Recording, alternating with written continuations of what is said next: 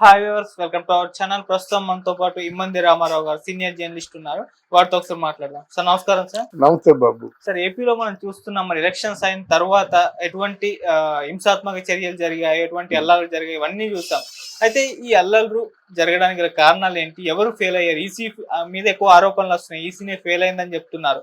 అదే విధంగా కౌంటింగ్ రోజున కూడా ఇంత భారీ ఎత్తునే, ఇంతకు మించిన భారీ ఎత్తున అల్లర్లు జరుగుతాయని చెప్పేసి ఇంటెలిజెన్స్ నివేదిక కూడా ఇచ్చింది పిఠాపురంలో, కాకినాడ ఆ పరిధిలో.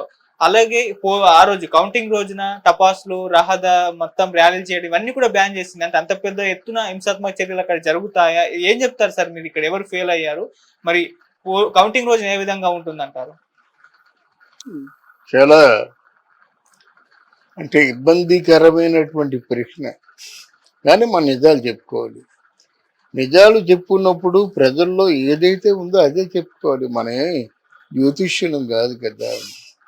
ఇక్కడ కార్పొరేట్ సిటీస్లో ఏమంటారు,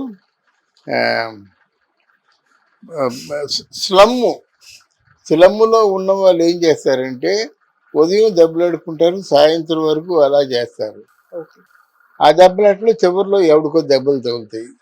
వాడు రెండో రోజు మొదలు పెడతాడు, అంతకంటే పెద్ద దెబ్బలు తగిలిస్తాడు.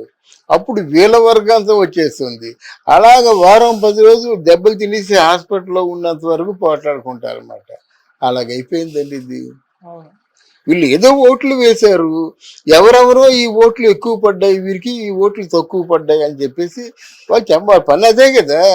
జర్నలిస్టుల పని ఏముంది, వాళ్ళు బాగానే ఉంది, విజయవంతంగా సక్సెస్ఫుల్గానే పోలింగ్ జరిగింది, వీళ్ళు కొంచెం ఆలోచించుకోవాలన్నారు. ఆ మాత్రం దానికి కొట్టడానికి వెళ్ళిపోవాలా? కొట్టేస్తున్నాడు, గాయపరుస్తున్నాడు, చంపేస్తున్నాడు, చంపడం కత్తులతో దూసుకుపోతున్నారు. అక్కడ ఆయన పేరేం పేరు, మన తాడిపత్రి దగ్గర ఉన్నటువంటి ఆయన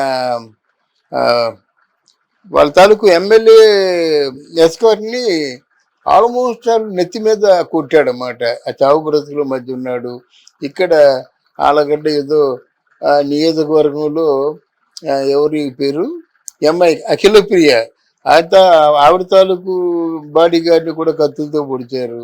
ఇలా ఎంతోమంది ఉన్నారన్నమాట, కత్తులతో పొడిచేస్తున్నారు. 10 మంది వచ్చి కత్తులతో పొడిచేస్తే వాడు చావు బ్రతుకుల మధ్య ఉంటాడు కదా, ఎలా ఉంటాడు? ఇంతకీ కారణం ఏంటంటే చెప్పరు. ఒక పక్క వైసీపీ పార్టీ వాళ్ళు మేమే గెలుస్తాము, 100కి 150 కాదు 175 వస్తాయి అంటున్నారు వాళ్ళు. స్వయానా 175 వస్తాయని చెప్పింది జగన్మోహన్ రెడ్డి చెప్పాడు, ఐపాక్ వాళ్ళు చెప్పారట. అందుకని 175 వస్తాయి అంటున్నాడు. వీళ్ళు అలా కాదు, మీ గవర్నమెంట్ ఫామ్ చేస్తాం, దాంట్లో ఇబ్బందులు ఏమి లేదు, మా సైడ్ నుంచి మేము ఎంతవరకు జాగ్రత్తగా ఉండాలో, మా మంత్రివర్గాన్ని ఎలాగా ఎస్టాబ్లిష్ చేయాలో, ఎవరెవరికి వాళ్ళ తాలూకు సేవల్ని గమనించి ఎటువంటి నామినేటెడ్ పోస్టులు ఇవ్వాలో అన్నీ మేము సిద్ధంగా ఉన్నామన్నా. నిజంగా వాళ్ళు సిద్ధంగా ఉన్నారు. అసలు రేపు ఏం జరుగుతుందో తెలుసుకోకుండా ఈ హింసాకాండ ఏంటండి?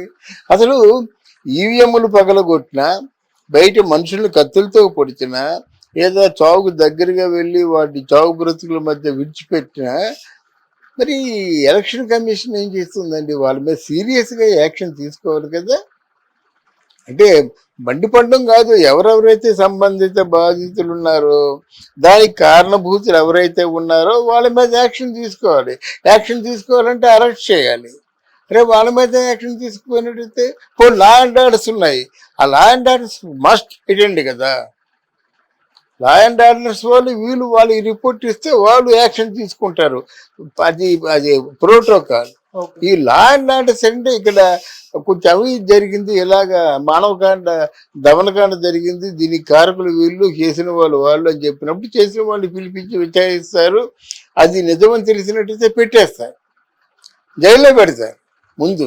తర్వాత ఆడు నిజాలు నిరూపించుకొని జైలు పరిధిలో ఈ కేసు కొంచెం సడలించవచ్చు అని అనిపించుకున్న తర్వాత దానికి వాళ్ళ అంటే శ్రేయోభిలాషులను ఉపయోగించుకుంటారో, వాళ్ళ పార్టీ పెద్దల్లో ఉపయోగించుకుంటారో, అప్పుడు విడిచిపెడతారు. అయితే జైల్లో ఉన్న 4 రోజులైనా సరే తప్పులు చేయకూడదు, నేరం చేస్తే ఇంతే శిక్ష, ఇంకొకసారి తప్పు చేయకూడదు అనేటువంటి పరిపక్వత వచ్చే అవకాశాలు ఉన్నాయి. కానీ ఎవరిని జైల్లో పెట్టలేదు, అలా జరిగింది ఇలా జరిగింది అంటున్నారు.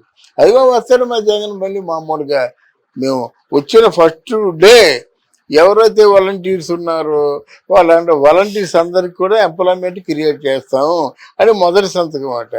అంతకుముందు జాబులు ఇచ్చినటువంటి వాలంటీర్లకి అసలు నీ సంతకమే లేదు కదా. ఇప్పుడు మొదటి సంతకం ఎలా పెడతావు? మినిమం శాలరీ 20,000 ఉంటుంది. 20,000కి శాలరీ పెడతావా? 20,000కి శాలరీ పెడితే నువ్వు బడ్జెట్ మీట్ అవ్వగలవా? ఇవన్నీ అందుకేమి లేదు.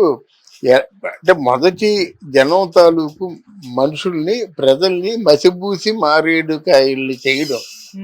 అప్పుడు మద్యపానాన్ని నిషేధిస్తాను, నిషేధిస్తేనే మీ దగ్గరికి ఓటు అడుగుతా అన్నాడు. నిషేధించాడా? పైగా ఒక 27 కోట్లు 27,000 కోట్లు ఎంతో కూడా మన అప్పున్న ప్రస్తుతానికి. తర్వాత ఎడ్యుకేషన్ చాలా బాగా డెవలప్ చేస్తా అన్నాడు. ఆ ఎడ్యుకేషన్ డెవలప్మెంట్ కాదు కదా, ఫారెన్ విద్య అనే దాన్ని ఆ పథకాన్ని తీసి పారేశాడు. ఫారెన్ విద్య అంటే ఒక్కొక్కరికి 10 లక్షల మినిమం అవుతుంది. ఆ పథకాన్ని తీసి పారేశాడు. అలా కాకండి అన్నాడు. గవర్నమెంట్ స్కూల్స్ మొత్తం ఆంధ్రప్రదేశ్లో 4,000 స్కూల్స్ మూసేశారు. దాని మాట అంటే ఇటు విద్య. ఇక వైద్యం 9 మెడికల్ కాలేజీలకి శిలాఫలకాలు వేస్తాడు. ఒక శిలాఫలకం ఎంత అంటే 10,000 రూపాయలు ఉంటుంది. దాంతో ఉంది ఎన్ని శిలాఫలకాలు ఉన్నాయి. ఒక మెడికల్ కాలేజీ కట్టాలంటే ఒక ఎన్నాళ్ళు అవుతుందండి? మినిమం రాత్రింబావుళ్ళు కట్టి 1,000 పడకలు మెడికల్ కాలేజీ కట్టాలంటే, మెడికల్ హాస్పిటల్ కట్టాలంటే దానికి ఎంత అవుద్ది అంటే ఒక 5 సంవత్సరాల మినిమం అవుద్ది, కొన్ని వేల కోట్లు అవుద్ది. అంటే బడ్జెట్తో చేయవలసిన పనులు దేన్ని చేయలేదు. పోనీ పోలవరం మన చంద్రబాబు నాయుడు ఎంతవరకు పూర్తి చేశాడు? 72% పూర్తి చేశాడు. అది ఇన్సైడ్ ట్రేడింగ్ జరిగింది. ఎవరో వాళ్ళు కుమ్మక్కై ట్రేడింగ్ చేశారు అని ఏదో అన్నారు. తర్వాత నువ్వు మళ్ళీ వాళ్ళని తీసుకొచ్చి పెట్టావు కదా. అంటే ఏమిటి? వాళ్ళకి ఏదో డబ్బు ఇచ్చినట్టు చూపించి దానిలో కమిషన్ కొట్టడానికి. అక్కడ ఏమైనా ముట్టుకున్నారా? 72 నుంచి కనీసం 73కి వెళ్ళలేదు కదా. ఇన్ని విధాల ప్రజల్ని మసిబూసి మారేడుకాయ చేసినటువంటి వ్యక్తికి తిరిగి ఓట్లు వేస్తారా ఎవరైనా? ఓట్లు వేయకపోతే ఆ ప్రజల తాలూకు నేరమా? ఎవరో ఓట్లు వేయరండి, నమ్మకంగా ఉంటారు, నిజాయితీ పరులు ఉంటారు.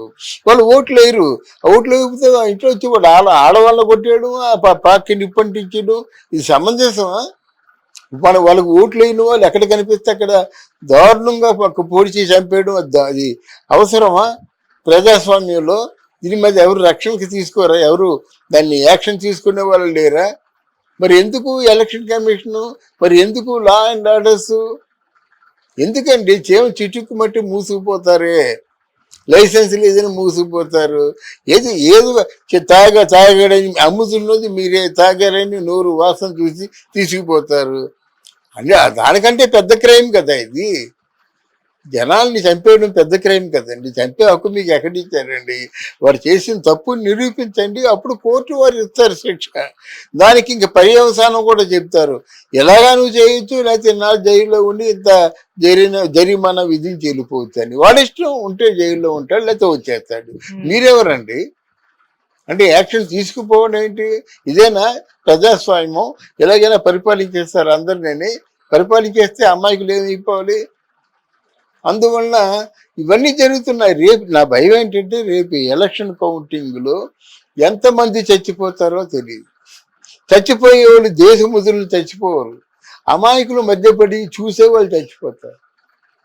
బాంబులు తయారు చేసుకోవడం ఏంటండి? వైఎస్ఆర్ పార్టీ నేతల ఇళ్లలో బాంబులు ఎన్ని తయారు చేస్తారో తెలియదు.